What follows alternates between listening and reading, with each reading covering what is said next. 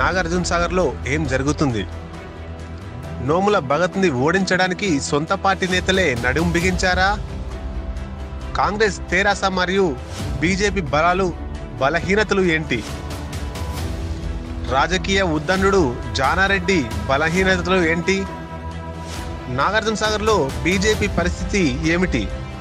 ఎవరు చెప్పలేని విశ్లేషణ మీ జనం టీవీ తెలుగులో విత్ జనం టీవీ శంకర్ అనాలిసిస్. నమస్తే మిత్రులారా, నేను మీ జనం టీవీ శంకర్. తెలంగాణ రాష్ట్ర వ్యాప్తంగా హాట్ టాపిక్ ఏంటి అంటే అందరి దృష్టి సాగర్ ఉప ఎన్నికల మీద ఉంది. ఈ ఉప ఎన్నికలలో ఎవరు పోటీ చేస్తున్నారు, ఎవరు గెలుస్తారు, ఎవరి బలబలాలు ఏంటి అంతా కూడా ఆలోచిస్తూ ఉన్నారు. మన జనం టీవీ దీని మీద ఈరోజు విశ్లేషణ చేస్తుంది. నాగార్జునసాగర్ని గతంలో చిలకుర్తి నియోజకవర్గంగా పిలిచేవాళ్ళు, ఇప్పుడు నాగార్జునసాగర్ నియోజకవర్గంగా పిలుస్తున్నారు. అయితే ఇక్కడ నాగార్జునసాగర్ నియోజకవర్గంలో మొత్తంగా 7 మండలాలు ఉన్నాయి. 7 మండలాల్లో గుర్రంపోడు ఒకటి, పెద్ద ఊర, తర్వాత తిరుమలగిరి, త్రిపురారం, నిడమనూరు, హాలియా, తర్వాత మాడుగులపల్లి నుంచి 10 గ్రామాలు ఈ సాగర్ నియోజకవర్గంలో ఉన్నాయి. ఇక్కడ 3 ప్రధాన పార్టీల అభ్యర్థులు పోటీలో ఉన్నారు. ఆ 3 ప్రధాన పార్టీల అభ్యర్థులు ఎవరు అంటే మాజీ మంత్రి వర్యులు, సీనియర్ నేత అయినటువంటి కాంగ్రెస్ పార్టీ నుంచి వెళ్ళి జానారెడ్డి గారు పోటీలో ఉన్నారు. రెండవది టిఆర్ఎస్ పార్టీ నుంచి వెళ్ళి నోముల నరసింహయ్య కుమారుడు నోముల భగత్ కుమారు పోటీలో ఉన్నాడు. తర్వాత బీజేపీ పార్టీ నుంచి వెళ్ళి డాక్టర్ రవినాయక్ అనే వ్యక్తిని బీజేపీ బరిలోకి దించింది. ఇక్కడ వామపక్షాలు వాళ్ళ యొక్క వాదన కావచ్చు, వాళ్ళ మద్దతు కావచ్చు, ఇంకా ఎవరికి ఇస్తున్నారో తెలవలేదు.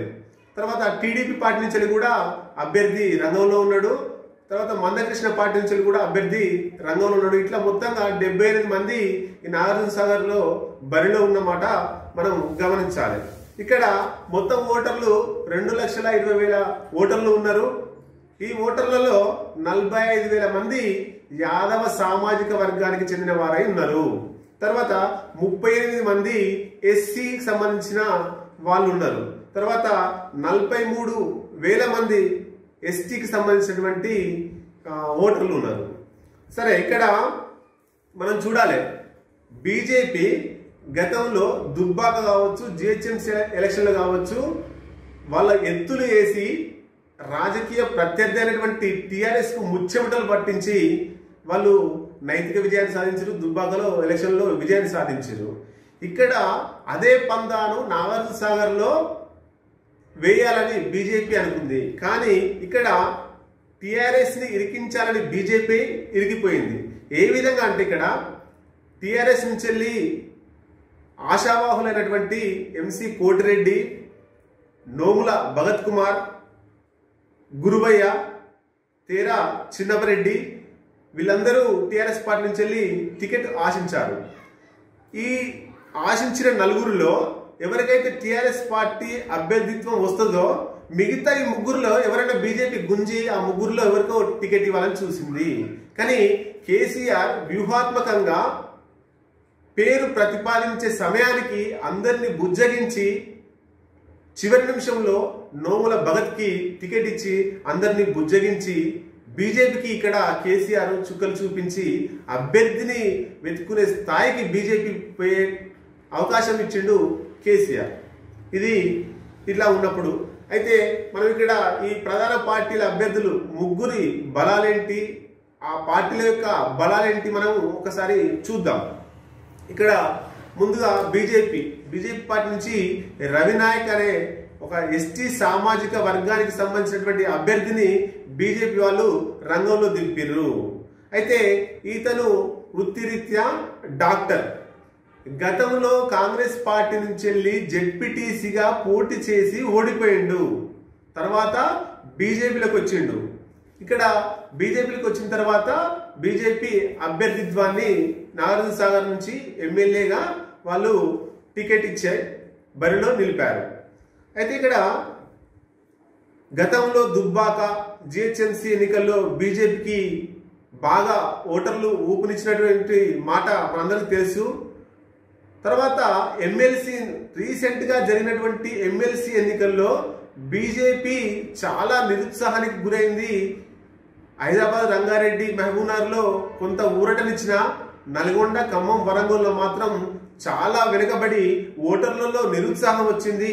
వాళ్ళలో చాలా ఇబ్బంది పడేటువంటి, అంటే బీజేపీ ఇక్కడ నాగార్జునసాగర్లో చూసినట్లయితే సంస్థాగత ఓటు అసలే లేదు. సంస్థాగత ఓటు లేదు. అక్కడ క్యాడరు చాలా తక్కువగా ఉంది. గతంలో బీజేపీ పార్టీ నుంచి వెళ్ళి ఇదే నాగార్జునసాగర్లో పోటీ చేసినటువంటి కంకణాల నివేదితకి పోయినసారి ఎన్నికల్లో 2600 ఓట్లు మాత్రమే పడ్డాయి.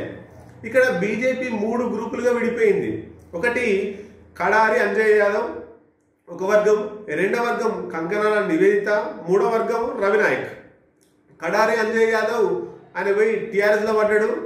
కంకణాల నివేదిత ఆమె టికెట్ ఆశించి టికెట్ రాకుండా టీఆర్ఎస్లో పోవాలా లేదా బీజేపీలో కొనసాగాలనే ఊగిసలాటలో ఉంది. రవినాయక్ ఇప్పుడు బరిలో ఉన్నాడు. కానీ అతనికి పాత క్యాడర్, అటు కడారి అంజయ్య వర్గం కావచ్చు, ఇటు కంకణాల నివేదిత వర్గం కావచ్చు, ఏ మేరకు రవినాయక్ సపోర్ట్ చేస్తారు, ఏ మేరకు ఓట్లు వేయిస్తారు అనేటువంటిది ఒకటి ప్రశ్నార్థకంగా మారింది. ఇకపోతే రెండో అభ్యర్థి టీఆర్ఎస్ పార్టీ నుంచి వెళ్ళి నోముల నరసింహ కుమారుడు, నోముల భగత్ బరిలో ఉన్నారు. అయితే 2014 ఎలక్షన్లలో సిపిఎం నుండి టీఆర్ఎస్లో చేరి నోముల అదే జానారెడ్డి మీద ఓడిపోయి 2018 ఎన్నికల్లో జానారెడ్డి మీద గెలిచిండు.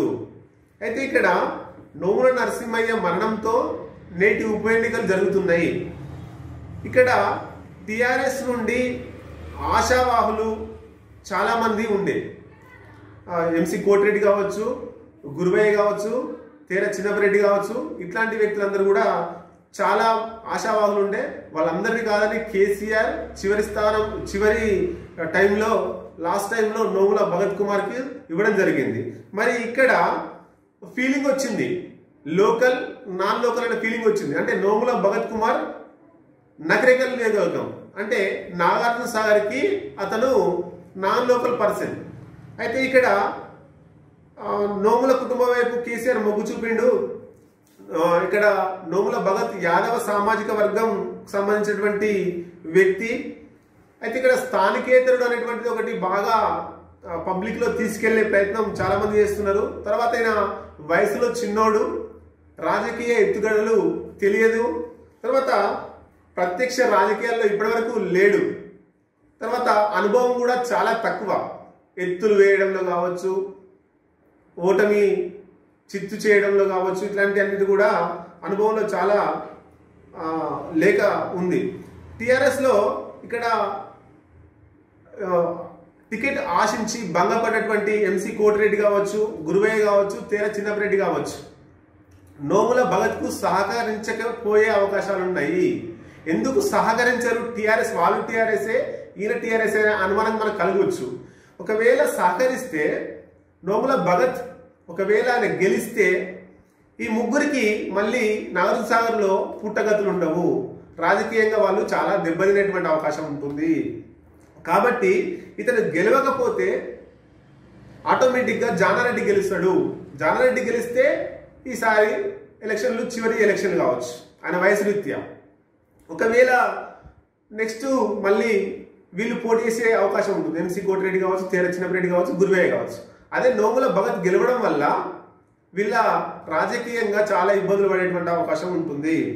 రాజకీయంగా ఇబ్బంది పడితే ఎన్నికల వరకే కావచ్చు, కానీ వీళ్ళు మొత్తంగా అంటే రాజకీయ సమాధి వీళ్ళు గోరి కట్టుకున్న వాళ్ళు అవుతారు. కాబట్టి ఒకవేళ నోముల భగత్ ఓడిపోతే స్థానికేతరుడు కాదు కాబట్టి, నాన్ లోకల్ పర్సన్ కాబట్టి ఓడిపోయిండు, వచ్చే ఎన్నికలలో మాకు సీట్ ఇవ్వండి, మేము స్థానికేతరులు అని చెప్పుకోవడానికి ఒక అవకాశంగా వీళ్ళు ఇండైరెక్ట్ గా జానారెడ్డికి సపోర్ట్ చేసేటువంటి అవకాశం ఉన్నది. కాంగ్రెస్ కురుబుద్ధుడు, మాజీ మంత్రి, రాజకీయ నేర్పరి, రాజకీయ చాణక్యుడు జానారెడ్డి ఆయన పోటీలో ఉన్నాడు. మొదటగా అతను జానారెడ్డి టీచర్గా పనిచేసిండు. వారి యొక్క మామ ప్రోద్బలంతో రాజకీయాల్లోకి వచ్చిండు.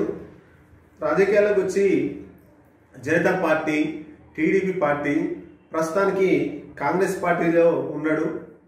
ఇతను మొత్తం 7 సార్లు ఎమ్మెల్యేగా పోటీ చేసిండు, 4 సార్లు మంత్రిగా ఉన్నాడు. ఇక్కడ ఆయన మొత్తంగా 9 సార్లు పోటీ చేసి 2 సార్లు ఓటమి పాలయ్యిండు. 2 సార్లు ఎవరి చేతిలో ఓటమి పాలయ్యిండు అంటే, ఒకటి రామ్మూర్తి యాదవ్ చేతిలో ఒకసారి ఓడిపోయిండు, రెండవది నోముల నరసింహయ్య చేతిలో రెండవసారి ఓడిపోయిండు. మొత్తం 9 సార్లు పోటీ చేసిన జానారెడ్డి 7 సార్లు గెలిచాడు. అయితే ఇక్కడ వివిధ రకాల పదవులు అనుభవించిండు. ఎక్కడ కూడా మచ్చలేని వ్యక్తిగానే ఉన్నాడు. అంటే ప్రతిపక్షాలను కూడా మెప్పించే స్థాయిలో జానారెడ్డి ఉన్నాడు. నోముల మరణంతో బీజేపీ వాళ్ళు జానారెడ్డి మీద అనేక వలలు విసిరాలని చూశారు. టీఆర్ఎస్ వాళ్ళు కూడా అనేక ఆశలు చూపారు. అయితే ఇక్కడ బీజేపీ పార్టీలకి జానారెడ్డి వస్తే గవర్నర్ జానారెడ్డి గారికి గవర్నర్ పదవి ఇచ్చి వాళ్ళ కొడుక్కి ఎమ్మెల్యే పదవి ఇస్తాం అని బీజేపీ వాళ్ళు ఆశ చూపెట్టారు. తర్వాత టీఆర్ఎస్ పార్టీలోకి జానారెడ్డి వస్తే రాజ్యసభ జానారెడ్డికి ఇచ్చి వాళ్ళ కొడుకు ఎమ్మెల్యే టికెట్ ఇస్తామని ఆశ చూపెట్టిర్రు.